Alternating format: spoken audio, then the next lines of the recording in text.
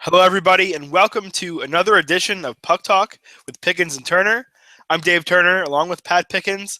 And Pat, the NHL season is heating up now. We're really getting into the meat and potatoes. I know the first benchmark that some people like to use is where teams and players are standing at the Thanksgiving break, the U.S. Thanksgiving. Wow. Let me restart that. Yeah. So you want to start over? One word killed me there. Jesus Christ. Thanksgiving?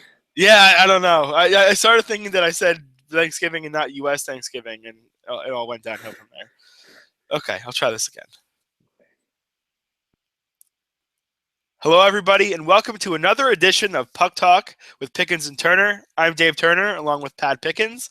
And the NHL season is heating up, and we're getting closer to that first kind of benchmark period, U.S. Thanksgiving, where you can start to say, all right, where are these teams at? Where are these players at in terms of their contributions? Pat, there's one team, though, that has been hotter than anyone. They're going to roll into this Thanksgiving mark hotter than anyone you would assume. The New York Rangers have been playing lights out. What's up with them? Well, first off, we got so caught up in Montreal's hot start when they were 10-0 through the first basically, rolled through the first month of the season. But now look at the Rangers have lost twice in regulation. They lost, oddly enough, they lost twice in regulation back to back. Were their two losses. They've won 9 straight games. They rolled this past week. But you look at, it's interesting because you don't ever think to equate a team like, so much. The Flames and Avalanche were so maligned the last 2 years because they were such statistical anomalies in terms of the advanced stats. But the Rangers all of a sudden are like the Flames and like the Avalanche in that regard. And yet it's interesting, though, to say that because they've been so staid as an organization maybe the last, 5 years. They went to the Stanley Cup Finals in 2014. They were Eastern Conference Finalists last year. They've been in the Eastern Conference Finals 3 of the last 4 years, and yet they are a statistical anomaly with the same cast because their PDO is the highest in the sport, and it's the highest in the sport by 4%. Wow. PDO being the stat that is save percentage plus shooting percentage. So their shooting percentage is absurd, is 10%, more than 10%, almost 11%. And their save percentage is really the crazy thing because it's 959 is their save percentage, which adds up to almost 107 PDO. Their Corsi 4 is tied for second worst and only better than Colorado. And we all know that Colorado is the statistical outlier. You basically throw them out. So if you consider that, the Rangers are tied for worst in terms of Corsi 4 percentage, and yet they've won 9 games in a row. They are atop the entire sport, tied with Montreal atop the entire sport as of this broadcast.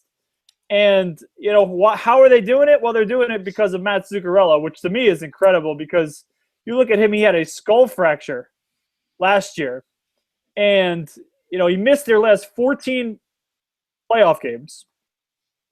The Rangers probably I would say it's safe to assume they make the Stanley Cup Finals with him because they fell 1 game short without him. He's got 18 points. He has I believe he has 12 points in his last 8 games. And he's just carrying. He had a 3-point game against the Maple Leafs Sunday night. He had a 3-point game last week against St. Louis. And what's interesting to me, Dave, is that the Rangers are doing this. Rick Nash has 2 goals, and one of them is an empty netter that wasn't scored. So, the Rangers are rolling right now, and there are ways they could be even better with the puck possession, with, getting some more contribution out of Nash. But, Dave, they're really lucky right now. Yeah, I think there's 2 ways to look at this, actually. Taking what you said with Colorado and Calgary from the last 2 years. Not that they're that close, but in terms of a team that's doing well despite advanced statistics that would say they shouldn't be, here's how you look at this. One way you look at it and say that right now they are fueled by the fact that Henrik Lundqvist is playing out of his mind. Yeah. Well, Antti Raanta, yeah, he comes in and he's even better. And the fact that they've had timely goal scoring. Oscar Lindberg's been good. Zuccarello, as you mentioned. Here's the thing, though. You could say that they could be even better because Nash could get going. Defensively, they haven't been that good. No. Which is weird to even say because you're like, this team isn't giving up goals. How could you say they're not good defensively? The goaltending has been bailing them out. The goaltending has been, I mean, literally, if you watch some of the saves he's made, he is absolutely bailing them out at least once or twice a night.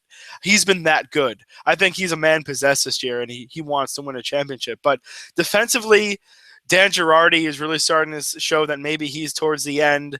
McDonough, for as good as he is, still is showing that maybe, he's not in just right now playing at his best. I'm not sure what the reason is. It's hard to see what this team is going to do because in one mind, I think you could say, especially because what we've seen from them the last few years, I think you'd agree with this, that we know that this team could be there right in the end. It could probably win a cup, and it wouldn't surprise anyone. But in the same regard, though, if the goaltending comes back down to earth just a little bit, and then all of a sudden the defense is kind of exposed more, what could go from being a team that's finding a way to win all these games could be a team that's giving up 3-4 goals every night, and sometimes you're going to come out on the short end of those. My general consensus is they're probably in the middle of that, and they're probably more towards a team that's going to find a way to get it done. But at some point, I think they're going to have to play better defense if they want to keep up a pace that's going to have them, really looking towards even another President's Trophy. Your point is taken because they're giving up tied for the third most shots per game. They're giving up more than 31 shots a game, which is only better than Philadelphia and Ottawa, tied with Florida. Philadelphia and Ottawa are two very bad defensive teams too. So for the Rangers to be in that company with the Leafs, with the Panthers, the Panthers are good, but with the Flyers and with the Leafs and with the Senators, and then still to be a top. Listen, no one needs to apologize for the points the Rangers have gotten. The Rangers don't need to give them back because they're not particularly playing that well. But Henrik Lundqvist, like you said, I've been saying it kind of all along here with the Rangers because obviously we're both in the New York market. We watch a lot of the Rangers and we hear a lot about the Rangers. It's almost like Henrik Lundqvist heard all the whispers that it's time for him to regress, and he's like, well, oh yeah, I'll show you regression here.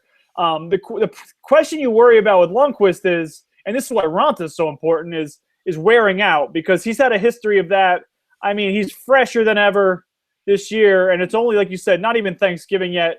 It's only 18 games through the season, and you haven't seen those leaky, weird angle. The goals Henrik Lundqvist give up generally are weird angle, like almost like focus drops, where he gives up shots from just these bizarre angles, and his glove is exposed, or like a screen, you get traffic to the front.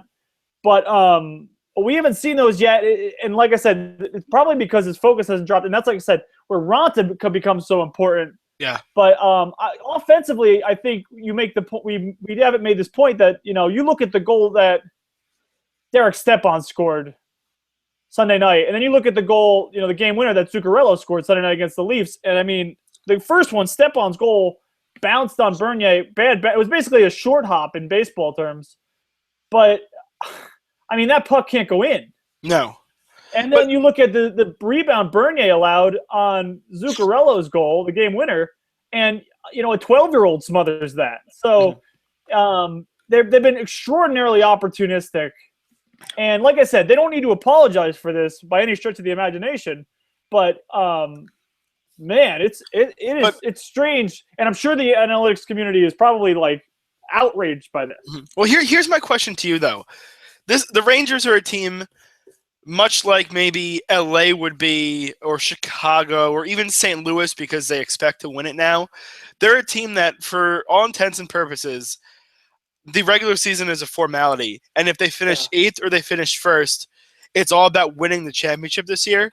If you're the Rangers, you won the President's Trophy last year, and you saw how that worked out for you. when they start to hit this wall here, which they will, at some point they're going to fall back just a little bit. Or the play will improve. But Yeah, or they'll be even better. I think it's more likely you're right, though, because their defense is. I mean, they could be playing better, and it just statistically they're going to lose a couple games. They're not going to win 25 games in a row here. No. My question is, do you play Antti Ranta 2 out of 3 games in a week? Do you sit a couple guys on just because you know that you're going to be in for it? You're going to have a tough series, even in the first round, moving forward. Even if it ends up being a team like Pittsburgh, who will give you a tough one regardless. If you're the Rangers, are you proactive and say that, look, there's no reason for Henrik Lundqvist to play 70 games this year, especially how good our backup is? And are you proactive and say, look, we can maybe hit a little bit of a slide here, and because we built up such a nice cache of points that it doesn't really matter? Because if I were the Rangers, I'd be worried about having everyone fresh. I mean, Zuccarello is another hit to the head away from possibly, having real big issues. And Lundqvist, we've seen, as you said before, we've seen him fall apart before. So I don't know. If I were the Rangers, the minute that they start to come back down to earth, I'd pull back the reins for like a week or two and say, all right, let's just kind of relax and get back into the flow of things here. Because, look, seasons are not won in November. And I think they know that, and they should be able to make that happen this year. I agree with you because and Alain Vigneault's kind of done that already. If you look at the team, I mean he's spelling Dan Boyle with Dylan McIlrath. It's not so much a healthy scratch with Boyle as it is just to keep him fresh. And there's rumblings that Brady Shea, the prospect defenseman in Hartford, is close to coming up. Or maybe more around the new year he'll come up and start to maybe he'll spell Mark Stahl a little bit, and they're going to have an injury here and there too. I mean they've been very healthy too thus far, but yeah, no, I with those young players, you think their defense is poised to get even better. But I think obviously Ranta is obviously the case, because as long as he plays well, they can spell Lundqvist. But the minute he stops playing well, I mean, you look at they're going to be a playoff team this year. By virtue of this stretch, they're probably they'd have to fall off a cliff to not make the playoffs at this point. But they only have there's a 7-point lead on Washington, but Washington has 2 in hand, so it's basically a 3-point lead. I mean, and if to your point, if the first place doesn't matter. Because, Montreal's in first place, and they're going to get Carey Price back. If first place doesn't matter, if the cup's all that matters, then you start doing some of those things, and you realize you just get to the tournament and then win there. But obviously, like I said, Ranta's the big guy there, because as long as he continues to play well, then they can spell Lundqvist. Because we both believe that he's been the difference so far. He's going to be the difference going forward. Yeah, I think they have to realize that the bigger prize later. Look, even if Ranta is playing okay, I think at some point you have to give him rest. You really do, because he's going to be the guy. They're going to play quite a few long. I mean, put it this way: is having Lundqvist playing 70 games or 68 games more important than avoiding Washington in the first round or something? If they even fell to that second, I think they're going to run away with the division anyway, just because, or maybe not run away with it, but win it clean enough that they don't have to worry. But I don't know. To me, I think this is a team that they have one goal in mind, and everything should be done to make that happen. So, especially now. Yeah. So thinking of things that involve Stanley Cups and other good things like that, the Hall of Fame just had its induction, and of course this year was an excellent class. But we're going to start to see some classes coming up now that are not quite as strong. And that kind of worries me, because you see the way the NFL does it, that they have to have this huge class, and then it kind of waters it down, and then you have all the different people who maybe, all of a sudden the bar gets lower and lower every year.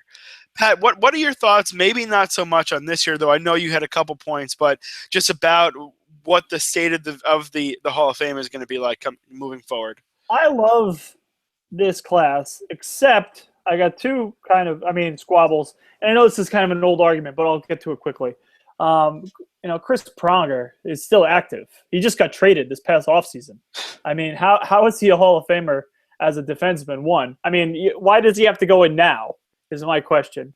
I mean, his contract will expire, and he'll get his opportunity. So that's my problem. One, and Peter Karmanos moved a franchise. Like, he bought a team and moved it, and now there's talk that they're going to move again. So I don't understand how he can be a Hall of Famer.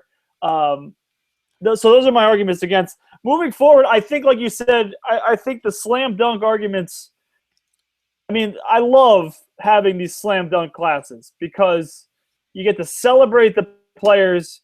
You get to get excited about them. You know, you remember the greatness that was Nick Lidstrom, and you get how, great a player Sergei Fedorov is, especially now where Alex Ovechkin's about to pass him in the goals department. You just get excited. Think about watching Sergei Fedorov skate. Like, that just, like, oh man, it takes me back to my youth, and makes me miss street hockey really bad. This next year, here's the first timers. Going through a TSN article, so cite my source here. First timers next year: Ziggy Palffy, Vinny Prospal, Roman Hamrlik, Jose Theodore, Milan Hajduk, and Jason Arnott. Dave, you don't think any of those are Hall of Famers? Not even close. I mean, Theodore won a Hart Trophy, but I would say none of them. You're right. No. So you have Dave Andreychuk. You have Theo Fleury, who had 1,088 points in 1,084 games. Curtis Joseph, who was the gold medalist for Team Canada in 2002. He has the fourth most wins in NHL history. Paul Kariya, Eric Lindros, Sergei Makarov, Alex Mogilny, Chris Osgood, who we'll get to him, Mark Recchi, and Jeremy Roenick. Some of the guys who have been on the ballot who are not. Mark Recchi, Dave, has 1,500 points.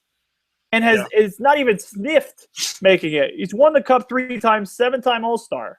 Mm-hmm. Alex Mogilny, 1,000+ points, 70 goals in a season. I mean, Eric Lindros is 800 and almost 900 points in less than 800 games. So, I mean, the Hall of Fame moving forward, I think it's going to be interesting to just see what we get.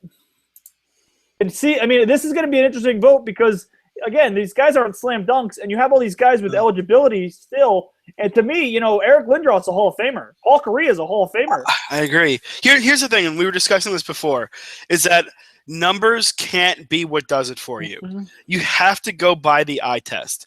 I really believe that with the Hall of Fame because, look, you're going to have like a guy like Dave Andreychuk.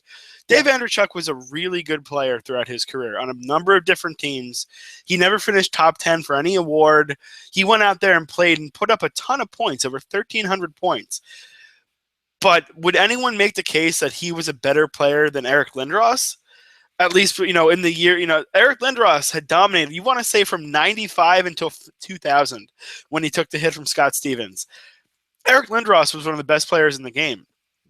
Sure, his numbers didn't necessarily jump off the page at you, but I really think for the Hall of Fame, more than anything, you have to do the eye test. And look, there's a school of thought that here's the question. If you have to ask if someone's a Hall of Famer, they're automatically not a Hall of Famer.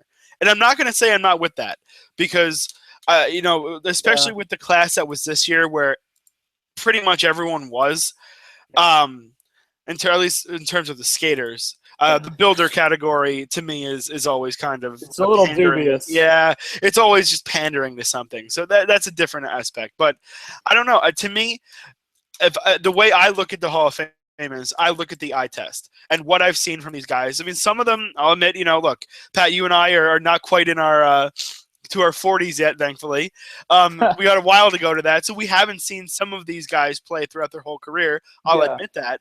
But at least from what I can remember and, games that I've watched and clips and stuff like that, that I've been able to see enough of some of these guys and say, to me, it's the eye test. I mean, over anything else, stats are, you could be a compiler, especially if you're in the right system and the right team. I mean, you want to talk about, just a guy who is a non-compiler is Patrick Elias. A guy who had a ton of offensive talent in his prime that played in the defensive system his whole career.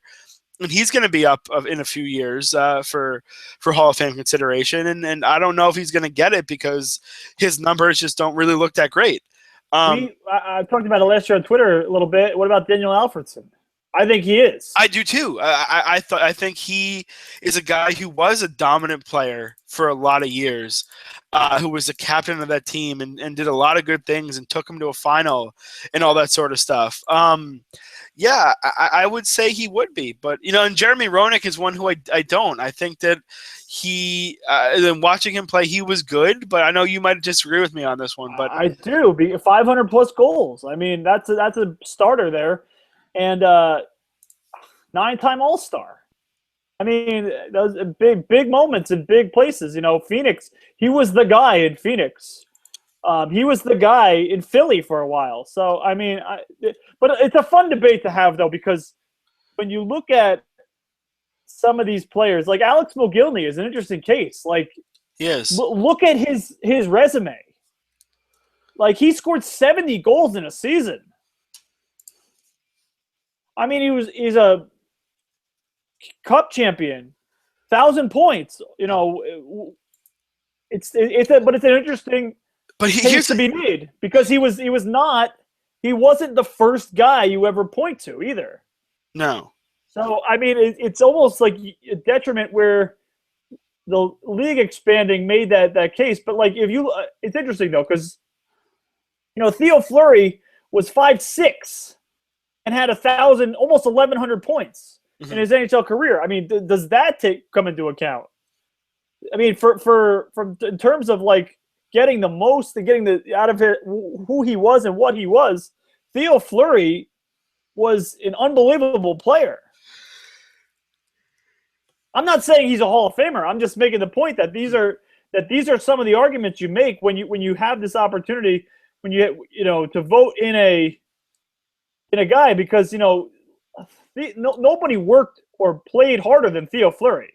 No, and people forget him, but he was 5'6" out there running around, running into guys and scoring. He scored 455 goals.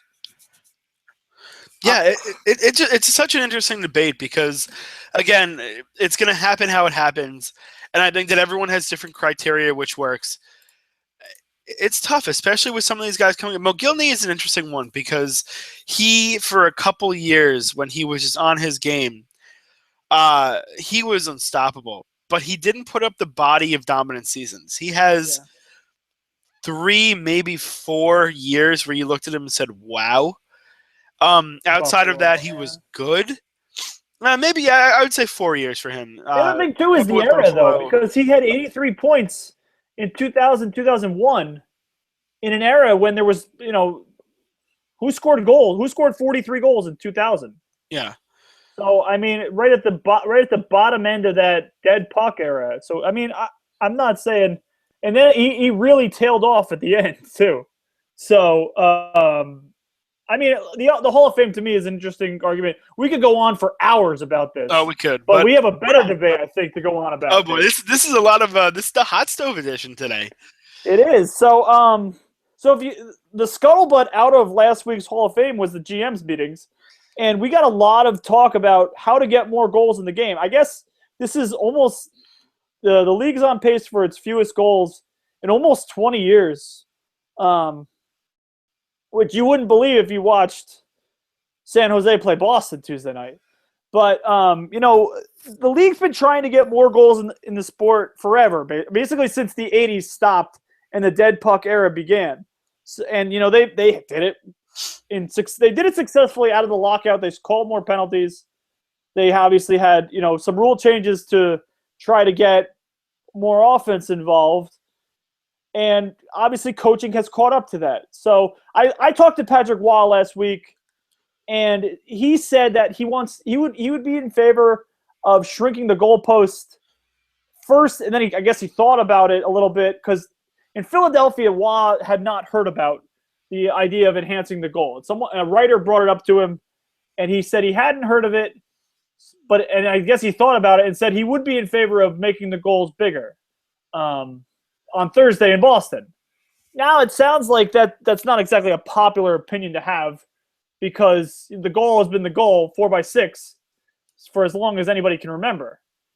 The goalie pads have come under fire, but the goalies aren't happy about. I mean, Ryan Miller is really unhappy about that. Ben Scrivens was on Twitter, kind of ragging on that deal. So it sounds like the goalies aren't happy, but that's probably going to be what happens to try and get more goal scoring. We have our own ideas. Dave, what's yours? I like the idea. Well, there's two for me. I like the idea of taking a page out of the lacrosse book and making releasable and non-releasable penalties. Maybe something like tripping in the offensive zone is a non-releasable penalty, meaning you're going to have the full 2 minutes out there, whereas interference in the defensive zone maybe is releasable or something like that. In the offensive zone. So something like the idea of making penalties where you're going to have to face the whole 2 minutes. Also, maybe with this or instead of, the idea of having it so that there's icing on the penalty kill. I mean, you can't just shove the puck down the ice and get rid of your kill that way. That if you have to skate the puck out, which will make it tougher for teams to defend, and maybe you'll see penalty kill percentages be in the high 70s for the top teams instead of maybe close to a 90% team. And there are ways also that it doesn't really change the game all that much. I mean, sure, you might have a little bit of a different tactic in terms of how you defend on the penalty kill, just because you have to find a way to get the puck out instead of just shoving it down the ice. But I think it's a little bit less obtrusive than the idea of changing a goal size or something like that. I do think it could work without drastically changing the game. I want to talk too about when the zones change size. They made the offensive zones bigger a couple of years back, and that has drastically changed too, because there's less neutral ice, more ability for defenses. My argument is just allow everything that goes in to be a goal. I mean, I understand the coach's challenge. You want offside to get called, and the play happens so fast. You look at what happened in Buffalo on Tuesday night, and Buffalo got burned for the second time on an offside coach's challenge. So I'm okay with that. You want to, enforce the rules that way, keep goals, get it right is what the argument is. But why can't you kick the puck into the net, Dave? I mean, this is absurd. Tuesday night in Philadelphia, the Flyers had a goal disallowed because Braden Shen kicked the puck into his own net. I mean, they softened the rule about 20 years ago, where it was anything redirected doesn't count, to now distinct kicking motion. Dave, you can kick the puck to your teammate to move it out of your zone. You can kick it out of your zone. You can kick it to your stick, but you can't kick it. Why? I don't get that. It just doesn't make any sense. Like, you can direct it from a stop. It can hit you, not on purpose, but kicking is as much a part of the game as any other human act, really. I mean, personally, I would be okay if you wanted to glove it in. We saw Andrew Shaw head it in last year in the playoffs. Let all of them count. Why shouldn't these goals count? Yeah, Kick the puck into the net. Let it count. If you're skilled enough, I mean, somebody on the Flyers broadcast said it, that if you're skilled enough to kick the puck into the net at that point, why doesn't it count? I mean, you could kick the puck at any other point in the in the neutral zone, in the defensive zone. You could kick the puck out of the net, kick it in the net. It counts. Let it count. I mean, Mike Babcock made the point on 24/7 2 years ago that they're trying to get more goals in the league. You hear the complaint about the goals. Let them kick the puck in. The only one I wouldn't be a fan of is anything on the palm. That you can't. I guess it's a safety concern in that regard. You can't hold the puck and throw it in. You can't have it. Punching is okay. I'd be okay with the backside of your glove. Just kind of whipping at it. Why not? I mean, here's the thing: if the goalies are going to be adamant that they can't make the nets bigger, and that some of the goalies that have ridiculously big pads. I mean, there's pads where there's nowhere to shoot 5-hole anymore. Yeah. Because the goalies are able to move their leg, and the pads are so tall that the goalies will take themselves wide with their stance, but there's still nowhere to shoot 5-hole because when the pads come down, it's so far that there's nowhere to shoot. So you know what? I'm okay with that. I'm absolutely okay with that. If the goalies don't want to change, and even let them vote on it, would you rather anything goes and with the exception of carrying the puck with your hand? I think header is absolutely fine. I can't believe that wasn't a goal with Shaw last year. I thought that play was fantastic. I mean, yeah, they had excitement to the game too, yeah. right? Because how many people were talking about that when Andrew Shaw headed the puck in? Yeah. I mean, I understand the glove too is a safety concern because you get a skate to a glove. I mean, probably that too. But I mean, let pucks that cross the line count. Is my argument. I agree. And the other thing too I liked that I heard was shrinking the goalies' jerseys. Yeah, they could do form-fitting goalie jerseys. That could happen. Make them like the players. Make them fit their – because you mentioned the low body. There's so much – I mean, the puck hits the goalies. They have so much protection on their upper body. And listen, we want to protect goalies because, they're a big part of the sport. And, guys, people pay to see Carey Price play goal. They pay to see Henrik Lundqvist play goal. They don't pay to go watch – Keith Kincaid in there, but no offense to Keith, I like him a lot. But if you want, like you said, if they're unrelenting, let them fit their pads under a regular size jersey and let them kick it in, or let them do whatever to get the puck in. Let distinct kicking motions. I just don't understand why it doesn't count, and it's about time somebody starts saying it. Yeah, I agree. To me, the whole idea that we need more goals, I'm not big. I mean, anyone who knows me knows across all the sports that I watch, I'm a pretty big soccer fan too, where goals are really at a premium. I like defense over offense. I don't need to see a 6-5 game every night in the NHL. I really don't. I mean, to me, a 3-2 game, especially one where maybe it's back and forth, and then finally one team gets that third goal. That's all I need. To me, it makes it more special when the goal is something hard to do. Well, yeah. NBA where everyone can make a shot. Every player who plays any minute in the NBA, who plays decent minutes, is going to score. There's nothing great. You can hit the best shot in NBA history, and it's only 2 of 100 points. Yeah. But if you score a hat-trick 200 in a real game, over the course of a game. Well, yeah, I mean 100 for each team, but to me, that's what the scoring a goal in the NHL is still very special, and we don't see guys who are even hitting 50 goals anymore. And you know what? I like that personally because it means that you have to be that great to score. Sure, are the goalies being gigantic part of it? Yeah. Here's the thing though, more than the leg pads though, the blocker and the glove are too big. Way too big, and that's not a safety issue. If you make the blocker a little bit thinner on the sides, that is not a safety issue. If you make the glove a good amount smaller, especially kind of below the wrist, that's not a safety issue either. It's not like they're going to get hit there. It's just so that they don't have this giant thing to catch the puck with. The leg pads I could see because you are taking a lot of rubber off those. But I don't know. To me, something is going to be done because people want it. I'm okay with it being as it is, to be honest. I'm okay with it too. Like you said, it also makes 7-6 games more special, more exciting in that regard. But goals bring fans, and I honestly I watched the Rangers and Canadiens play a 1-0 game last year. It was probably the best game I watched last year. But the second best game I watched last year was a 5-4 game with Dallas and the Rangers. So. I like watch. The goalies are great. You look at some of the saves these guys make, and they're just. It's hard to say be less good to the goalies. It's kind of like pitching in baseball. Everybody wants more offense, but you can't tell these guys to be less talented. Carey Price is still going to be this incredible goaltender, and it's just one of those things that as sports evolve, play evolves with it. But here's a question, though. We have a lot of parity in the league right now. There's a lot of teams that are still within the realm of that they can make the playoffs this year.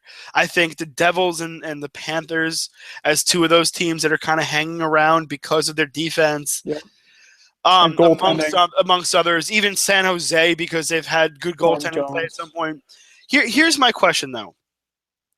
If you change it and you make it easier to score, Are you going to see a bigger gap in these teams because the true offensive teams, the teams that have guys that can just flat out shoot the puck, are they going to be the teams that, we always say, oh, it's a 3-2 league. Most games end up 3-2.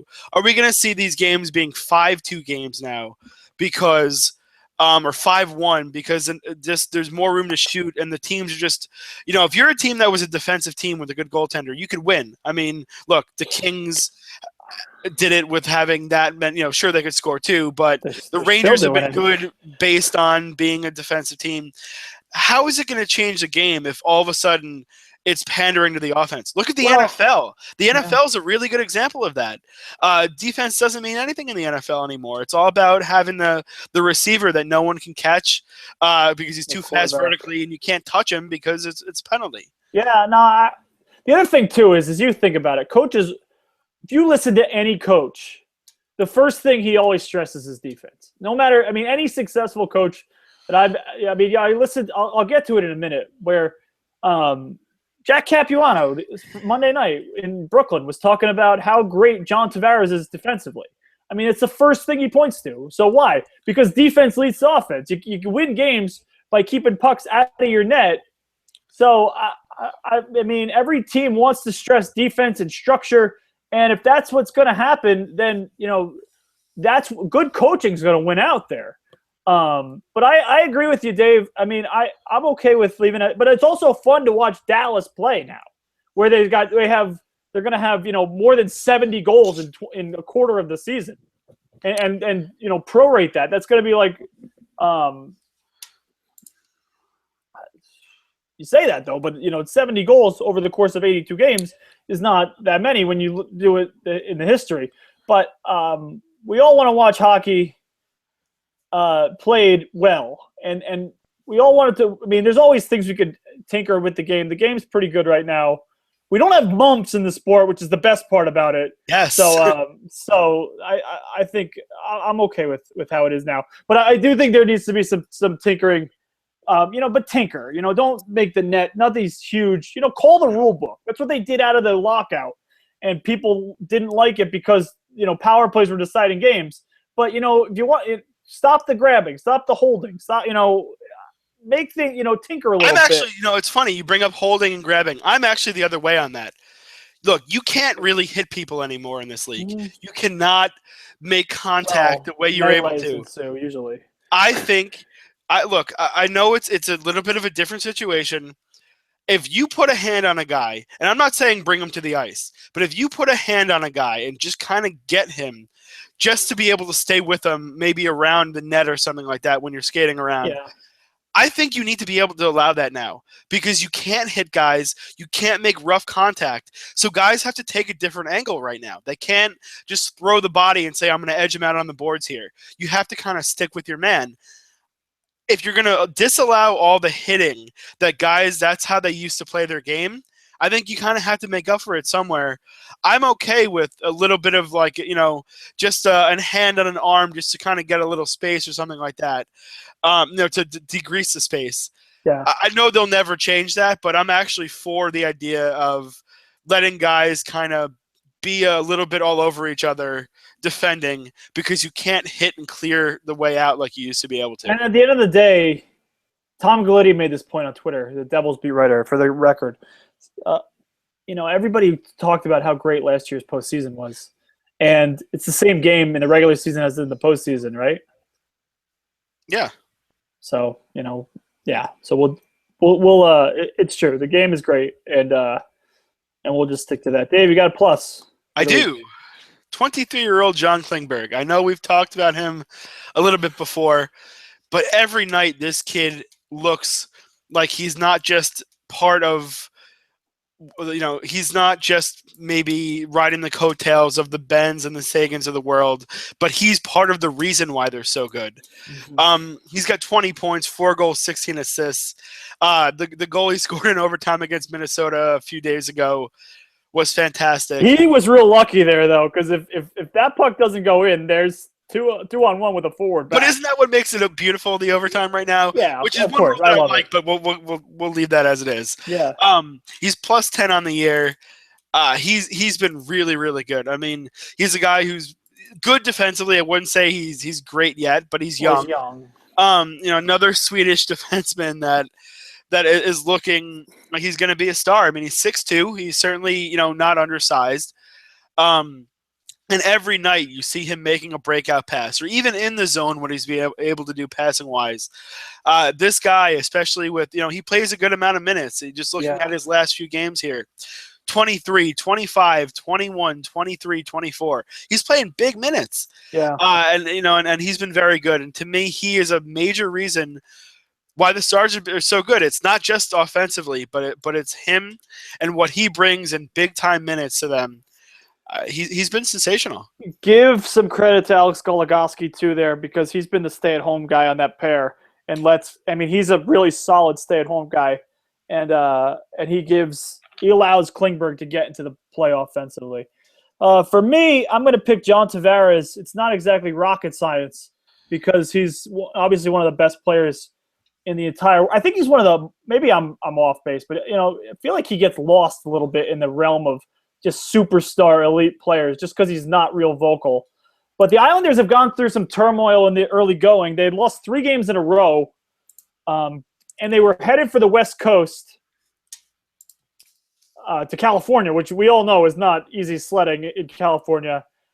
But the Islanders had struggled, not just because of their home building being awful for hockey, but Tavares is steady as they come. He had 3 points Monday night. On his bobblehead night, also, he has 6 points in the Islanders' last 4 games. He's made Brock Nelson, who Jack Capuano put on that line with him and Kyle Okposo, look like a superstar. But Tavares does that pretty regularly. He made Matt Molson look great. He made P.A. Parento look spectacular. And, just add Brock Nelson to the list of players that looks super, playing with John Tavares. He had 3 points on Monday night against the Coyotes in a win. They were, like I said, they'd lost 3 straight, 1 in overtime, and then again to Boston. We'll get to that in a minute. But thanks to Tavares, they've won 3 of 4. Their top line is buzzing, and they seem to have righted the ship here a little bit. He doesn't get enough credit. He's a tremendous player. Also, his cap hit at only $6 million. Best contract in the entire sport. Yeah, I really think you can make that case. And although Travis Hamonic on the same team is pretty close. Yeah, Travis Hamonic is turning into a sensational two-way defenseman. But yeah, Tavares, you saw they were lost the minute he went out of the lineup. Yeah, and he comes back and everything just clicks. Yeah, just from what we know, again, my stance on talking about captaincy, because we never really know. But what we do know is that he's a guy who commands respect, and on the ice he leads as well. And he just makes such a difference. And look, this team, they've had better goaltending this year. I don't think the Islanders might lose in the first round, but I'll tell you right now, they're not going to be an easy out. Nope. The only thing that might make them an easy out is if they don't play a home series, that they have no one in that building, and then it's just a bunch of, imagine if they somehow get the Rangers or something like that, or even the Caps will probably travel some people. Yeah. That building, we've said our things on that building. I don't want to get into it again because trying to keep it calm today. It's a cold building too, Dave. For whatever reason, I don't know what it is. I got sick there last month. And kind of it's a cold building, but all right. So minus we're talking about buildings. How about the Boston Bruins? The Bruins, Dave, have won as many times at Barclays Center as they have at TD Garden this season, which would be fine if they were a week into the season. But here we are, almost 2 months into the year. Boston's a hockey mad market, and the Bruins are used to having that distinct home ice advantage, but they're just 2-6-1. At their home site this season. They've given up 35 goals, Dave, in 9 home games this year. Do the math. It's easy math. It's almost 4 goals a game. The East is pretty wide open. And if you look at some of the teams they played on home ice, it's not exactly like, murderer's row. They have played Dallas, but, Winnipeg, Tampa Bay, they got beat again Tuesday night. And on home ice, it's just they got to start defending that home ice much better than they have. if they have any. I mean, the East is open. This is here for the taking in terms of playoffs. And you give up 5 goals to the Sharks on Tuesday night. They got to, and all of a sudden you're a quarter of the way through your home slate, and you've won 2 games. Yeah, that is pretty alarming, actually. And the funny thing is, they were playing pretty well, for a stretch. They've been bad since, but they won 4 in a row at the end of October, and they looked like they were turning it around. And they'd actually played. They won 5-3 against the Islanders, and then they went out and basically won 3 games in a row easily. And now they've played some tough teams though. They have lost to Washington, Montreal. Maybe not Colorado, and then San Jose here. They have a home loss to Colorado, a home loss to San Jose, a home loss in overtime to Philly. I mean, Winnipeg, well, maybe we'll toss out that first 3-game stretch. But even since then, they're only 2-3-1 at home. I mean, you got to defend your home ice better than that. I think what it comes down to is this team, maybe it's a little bit of an anomaly that they've been so bad at home, but I think that we're probably holding this team to higher expectations even still. Than they probably deserve. Look, Krejci has been a really good comeback story. He's been phenomenal. We know what you're going to get from Bergeron every night. Tuukka Rask has had some better moments lately, but he certainly hasn't been. The city's ready to pin it on him, but it's not. It's the defense. I mean, look, the defense has been very bad at times. I think it's not a good group. It's just not a good group of defense. I mean, Zdeno Chara is near the end of his career, and the rest of the guys are a bunch of misfits. Yeah, they have an interesting schedule coming up. After the Wild, they have the Leafs for 2, then the Red Wings and the Rangers. So a bunch of original 6 matchups and stuff like that. Where the Leafs playing better too. Yeah, the Leafs have been better actually. I think at the end of the day with Boston, it's just the fact that they are not that good. Maybe they're a playoff team just because I think there is that one spot that remains wide open. No. But I would have to go with no, and I think the fact is they're going to lose games because they're not a good team, and they just happen to be at home right now. Yeah, I agree. For me, my minus is going to be the Winnipeg Jets, who got off to a really nice start, and I thought that they were going to be party crashers because you and I both thought they were going to take a step back this year, and then all of a sudden I think both of us were like, wait a second, are we going to be wrong on this? Play against.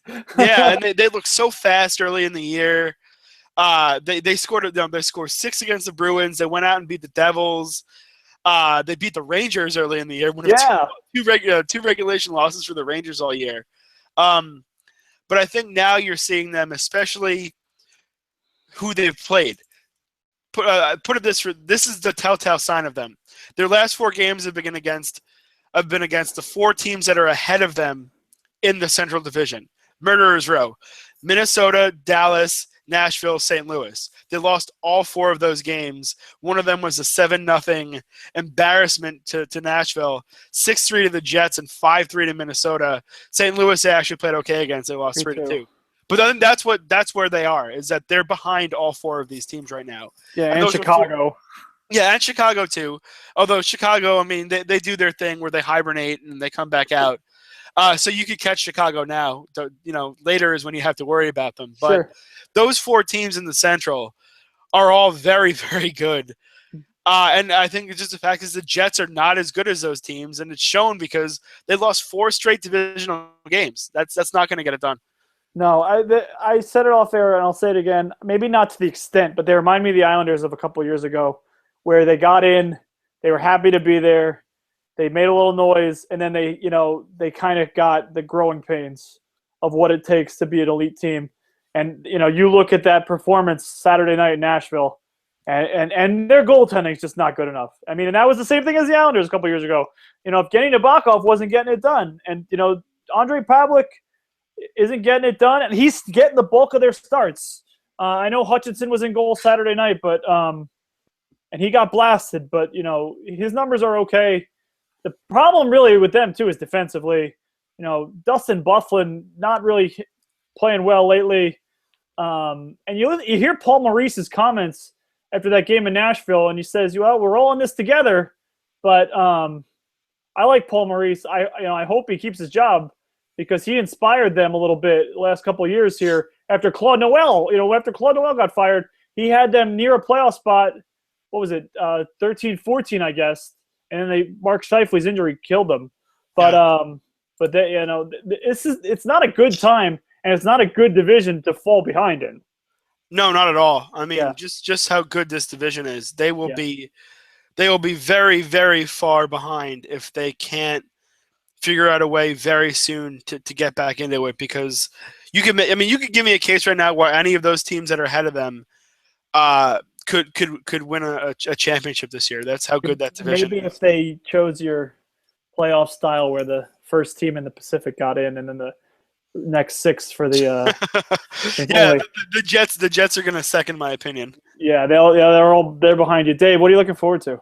I am looking forward to, well, I'll give you one game here. Speaking of this division, Nashville at Minnesota on Saturday. And I've been working on something that I haven't told you yet, but we're going to unveil it next week. I've been working at the best team the salary cap can buy. But I'll get your input on this. We're going to come up with a team all the way, all those skaters, and even the guys who are riding the pine a little bit. Okay. Put the best team via contracts under the salary cap. Should be. We could probably go way under the salary cap if we tried, but yeah, we'll use all $71 million. I'm going to look forward to Montreal and the Islanders home and home Friday and Sunday. The Islanders want to prove they belong in the Eastern Conference, in the elite chase, because we talked about the Islanders as if they were a foregone conclusion as a playoff team, and until Monday night they were outside a playoff spot, or they were in that 4th spot in the Metro behind the Devils. We still expect the Devils to regress, but it hasn't happened through the first quarter.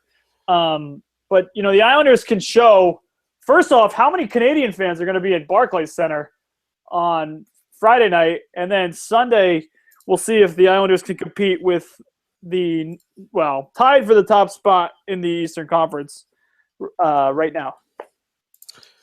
It should be fun. It's great now that we kind of know a little bit more about these teams. Yeah, we're just seeing so many great matchups, and to me, it's the Central Division, and it's also just the Rangers in Montreal. Who's going to start to knock them off?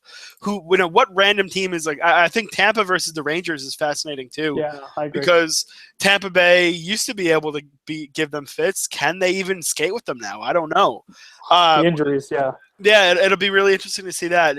All in all, as we get towards Thanksgiving now, it'll be interesting to see who really starts to float to the top. I think in the East you have a position that's wide open, like one playoff position. The wild card, that 5th spot. Yeah. Whether it's the 5th in the Metro or the 4th in the Atlantic. It's the teams that are bad are really bad though. Mm-hmm. I think the Panthers are my team right now. I think they're going to only get better as the year goes on. I really do. So you're saying Tampa? I mean, we could have a huge, long debate about where we think they're going to end up, but there's a long way to go yet. So let's watch some of this unfold a little bit. We will. All right. For Pat Pickens, I'm Dave Turner. This is Puck Talk with Pickens and Turner. We'll catch you next week.